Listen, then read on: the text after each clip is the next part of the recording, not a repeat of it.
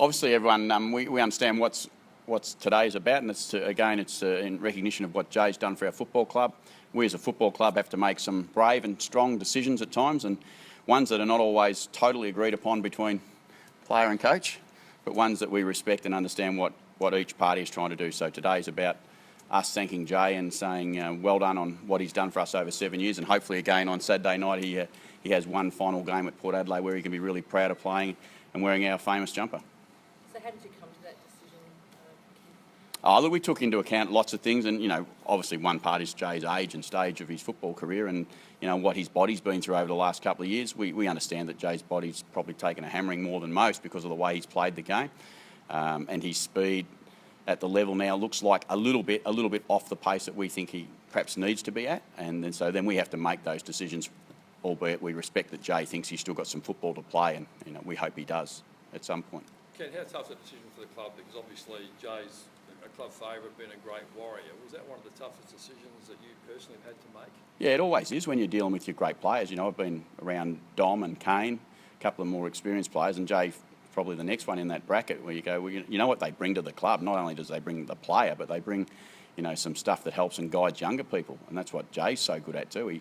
His influence is not just on the grass. It's there to help young players get better. It's there to help young players off the grass get better and understand what the challenges of AFL football, because he's had some great experiences in his career, ones that I'm sure he'll talk about at some stage. Jay, did you see this coming, or are you hoping to go around again?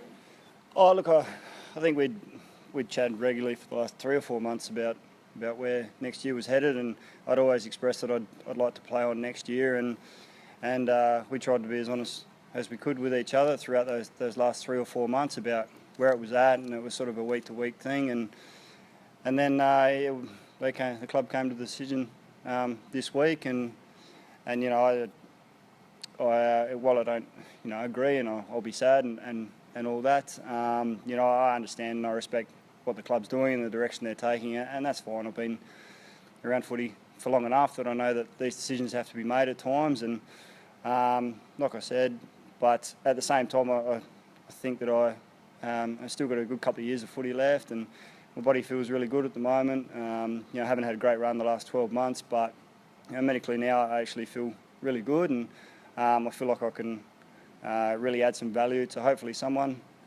somewhere, but not only on the grass, but like Ken said, it's a real passion of mine to head down the coaching path as well. So hopefully I can get a foot in the door somewhere to help develop some younger guys as well. Did you argue your case at all? Sorry? Did you argue your case at all? Most weeks. But no, like I said, and we're honest with each other. I said the whole time that I wanted to continue playing, and I tried to ask what I needed to do each week to convince him of that. And but in the end, the club, like you said, the club's got to make tough calls, as every club does, and that's fine. Like I said, I respect and I understand that that's what footy is. It's the nature of the beast, nature of clubs and AFL, and I'm not spiteful or angry or anything like that. I think about all the good times and the amazing times that I've had here, and I'll always be forever thankful for the club for giving me the opportunity when I came over from Richmond, and the club's allowed me to do things in my own career personally and from a team perspective that I never thought I'd be able to do. So I'll be forever grateful, and this will always feel like a home to me. What is it that you look back on fondly from your time in Port Adelaide? Obviously playing football in finals, and it's what everyone's here to do, and you want to be successful. And the 2 years that I was able to play finals here was the first time I'd played finals, and having some success in those is what you play footy for. And I've always said, the first 15 minutes after sort of any win in the change rooms, we're all sitting down looking at each other. You're looking absolutely knackered, and you spend all your tickets for that day. But just to see the guys sitting on the ground and they've given it all for each other and sitting with a smile on your face, and that's the best part about playing football. And I've still got that burning desire to continue to play football. My head's still very much in the game, and I think my body can still be as well. So that's why, it'll be a sad day to leave here, but hopefully, I can add some value to someone else. Joe, do you think about retiring as a Port Adelaide player, given the fact you've had such success here in the past?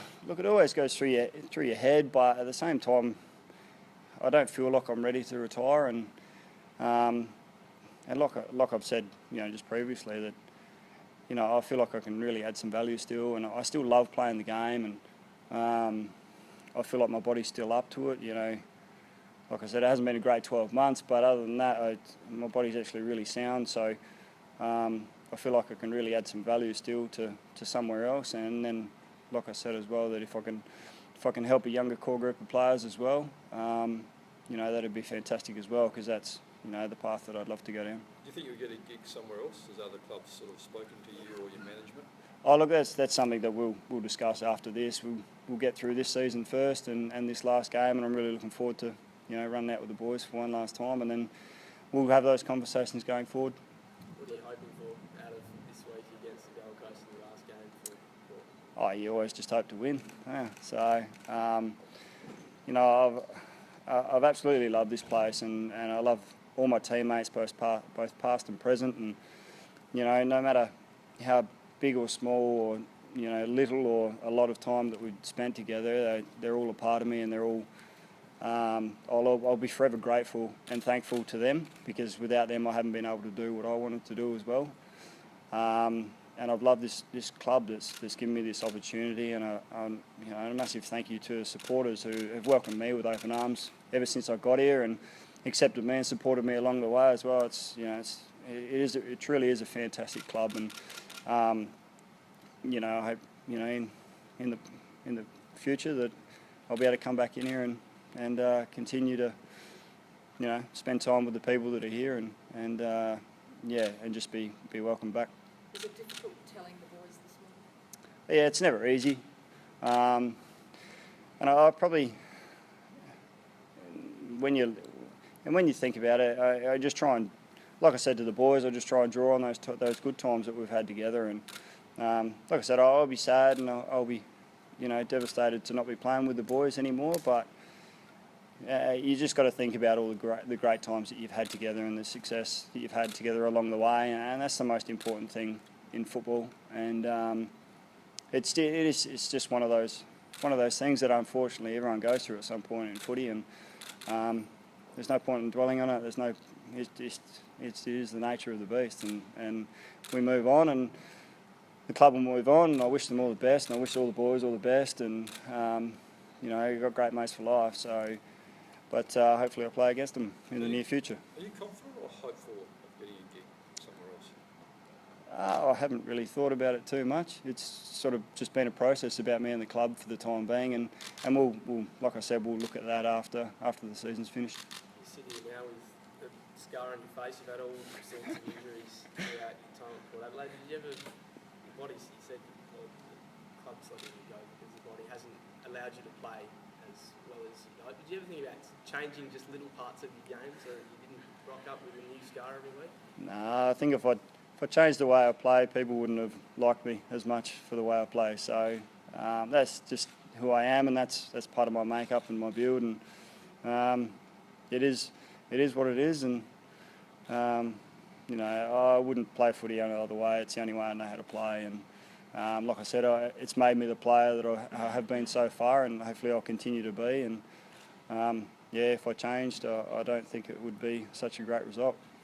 Ken, you're going to be a part of Jay's career, obviously, but is he one of the more courageous players that you've seen? Yeah, he's fearless the way he plays. I've been lucky that, for Jay, he's been here for 7, I've been part of 4, and, we've enjoyed some of that success. Now, some of that success, I can think back to my first game that, when he's taken big marks in the goal square against Melbourne at the G and things like that going. He does play it in a courageous way. As you said, he's got some wax all over him from the way he plays, and we love the way he's gone about it. He's been one of our really, really special players, and I'm sure the people who sit outside the fence, all our members, would sit there and he would have gave them lots of thrills with the way he went about his football. Who do you see taking his spot in that forward line? We got a lot of time to worry about that later on. Right now, we'd like to worry about acknowledging and thanking Jay for what he's brought to our football club, and just to accept the fact that he's been one of the. For me, I've only coached for 4 years at AFL level. He's been one of the best players I've been involved with as the coach of this football club, obviously, and I hope that Jay understands what Port Adelaide really means to him later on, and he'll be back in a part of this football club at some stage along the journey. But replacements are not today. Is the temptation motivation there to just give him another year and hope that a pre-season with his body getting his body right, he can get back on the field? You can't appreciate how much time that I've spent in that space, I've got to tell you, because people who can kick you 50-plus goals a year are incredibly valuable to an AFL football team, and you don't make decisions that we've made, with our list management team like we have today, thinking that Jay can still probably kick 50 or 60 goals, because that's a big miss on your football team. We've made decisions that we think are the best for the football club going forward. So, if he can be the Jay that I had in 2013 and 14, we would love him to be here again next year, but we've got to make some decisions, and they're not always the best, they're not always, they're certainly not the easy decisions to make, but they're ones you've got to put all the evidence together and come up with what you think's right, and that's what we're doing as a footy club. Jay, when your footy's finished, you want to get into coaching as well, is that correct? Yeah, absolutely. Especially the last few years of my career, and it's something that I'm really passionate about, and I've been doing some courses along those lines, and really found that I really have, enjoyed it, and I really enjoy, passing on knowledge that, that I've learnt from great players as well. I played, with Richo and Treaders, two of arguably the best centre forwards, ever, and was able to take a heap of knowledge out of them, and I take great pride in passing those sorts of things along, especially to key forwards, and seeing them implement it into their games and improving their games, and that's where the real spark of coaching has come from for me, and and that's why while I still love to be playing for footy, and I hope that's first, like I said, I think I've got some value on the ground, but also off. I think I can add a fair bit as well. So you could be back at Port Adelaide one day. One day, we'll see what happens. It'll be nice. All good? Ladies and gentlemen, Jay Schulz. Thank you. That's that out of the way for you. You can move on with next. Yeah.